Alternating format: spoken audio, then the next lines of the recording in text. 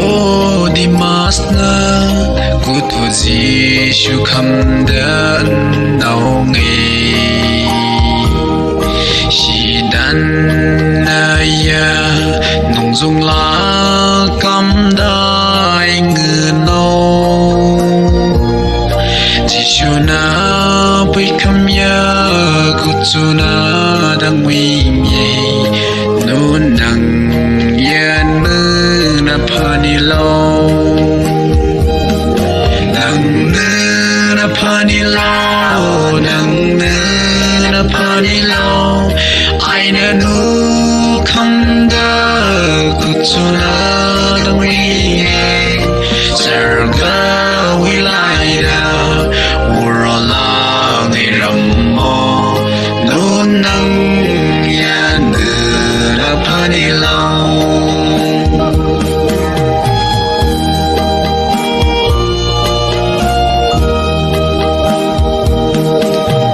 Tại naram ti kanya na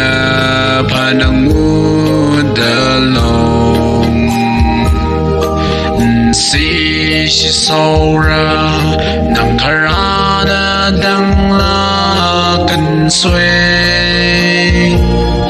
lung set ya nung dung la nu na karam mo nu nang yan na pani long nang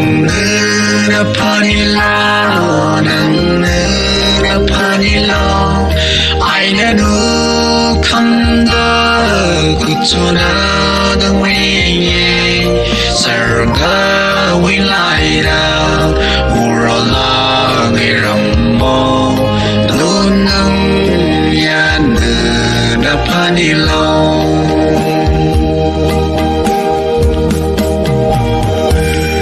Giêsu cần lên nhảy nó na khát thèm mong nó chú từng lên từng bây giờ để Giêsu na nó ai khăm rong nó Giêsu đang nó ai để lòng siêu năng là Giêsu na lòng khăm siêu năng nhẹ lại ngủ từ lô ai khăm lại ngủ lô từ na lúc xí là khăm bồi na ho na có sự khu rồi là từ lô Giêsu là khăm tay từ Hallelujah, Hallelujah, Hallelujah. Kahau Giêsu i kanya ya kutu na ngelati kutu la da nung dung la cam đai người ye nor wi li cam đai da ta trầm nu nang yan nơ na pani lâu nang nơ na pani lâu nang nơ na pani lâu ai nơ nu khâm đơ kutu na đang nguy nhẹ sarga vi lai da urala ngai rammo nu nang yan na pani long